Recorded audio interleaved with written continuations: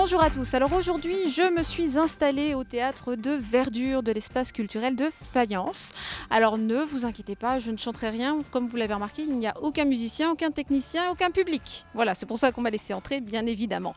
Alors cette semaine, nous n'allons pas recevoir une chanteuse, comme ça a été le cas les dernières semaines, mais une comédienne. Et pour la première fois, on va la découvrir sous un autre aspect. En effet, Isabelle Carré, vous la connaissez pour ses rôles au théâtre, comme dans Baby ces derniers mois, ou encore au cinéma, comme dans les émotifs anonymes ou encore Garde alternée.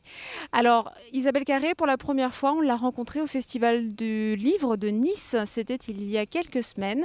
Et si elle y était, eh bien, c'est qu'elle vient de publier chez Grasset son tout premier roman. Ça s'intitule Les Rêveurs. C'est une fiction autobiographique dans laquelle elle raconte un petit peu la vie de sa famille, la vie de ses parents, mais surtout toute une époque. On se retrouve dans les années fin 60, début 70, donc évidemment marquée par mai 68. On découvre une mère-fille qui s'est retrouvée un petit peu chassée par sa famille, en tout cas incomprise par sa famille. On retrouve un père qui, quant à lui, découvre son homosexualité sur le tard, et puis une jeune fille qui essaye de se débattre un petit peu avec tout ça et se faire sa place. Cette jeune fille, c'est Isabelle Carré, c'est peut-être finalement le personnage qui ressemble plus au personnage réel, c'est le sien, bizarrement, c'est vraiment la première fois qu'elle se livre à ce point.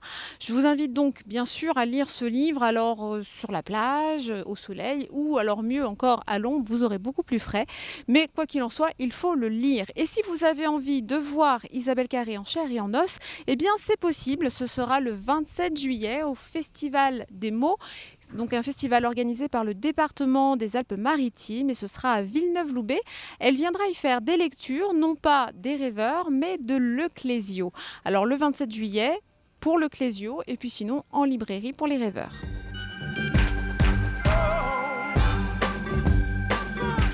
Bonjour, vous êtes bien sur la séquence M. Une semaine rien que toi et moi.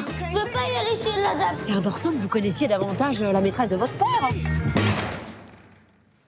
Tu t'attendais à quoi? Tu croyais que j'allais te laisser taper mon mari pendant que moi je torche les gosses? C'est un peu l'île de départ. C'est mon premier roman, effectivement, je suis une jeune débutante de 47 ans.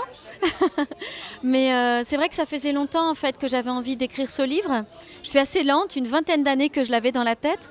Et puis à un moment donné, voilà, je me suis dit qu'il fallait que je me dépêche, peut-être que j'aurais plus le temps après. Et je me suis inscrite dans un atelier d'écriture organisé par Philippe Jean, voilà, chez Gallimard. Je suis restée 3 mois, tous les jeudis soirs. Après, j'ai pas voulu suivre la deuxième session ni la troisième session. J'avais vraiment envie de l'écrire dans mon coin, avec de pas avoir trop de conseils ni d'être dirigée. C'est vrai que dans mon métier de comédienne, je suis tout le temps dirigée. Plus ou moins d'émotions. Attention, fais ressortir cette phrase-là. Et j'adore me mettre au service d'un auteur et d'un metteur en scène. Mais là, c'était mon espace de liberté, en fait. Effectivement, d'habitude, quand je suis comédienne, je prends en charge le parcours d'un personnage et d'un seul personnage. Et là, en écrivant, c'est tous les personnages qui m'intéressent. C'est le décor, c'est les lumières, c'est les couleurs, c'est la langue aussi, trouver sa musique. Et ça a été passionnant et très heureux, en fait. Il y a des gens qui me demandent, mais est-ce que ça n'a pas été trop difficile? Est-ce que ça n'a pas été trop bouleversant aussi d'écrire, parce que c'est vrai que c'est un roman quand même aux accents autobiographiques, donc de remuer ça. Et en fait, non, ça a été une écriture très heureuse. J'ai mis 3 ans à l'écrire et j'ai hâte d'y retourner parce que j'ai vraiment eu beaucoup de plaisir à être dans cette bulle de fiction-là, quoi. C'est un roman, c'est pas un témoignage. Je voulais pas écrire un témoignage. Je voulais vraiment mettre l'imaginaire aussi en jeu et ça, c'était merveilleux d'être dans cette bulle-là de fiction. Bonjour, Angélique. Émotive. Bonjour, Angélique. C'est ça, le Festival des mots. Et j'y serai voilà, pour avoir le plaisir de lire des textes de Le Clésio que j'adore. Et j'ai déjà fait une lecture d'un texte que j'avais adoré faire de lui au Théâtre de l'Œuvre. C'était l'année dernière ou cette année? L'année dernière. Voilà, donc chaque année, un petit peu de Le Clésio, ça fait du bien.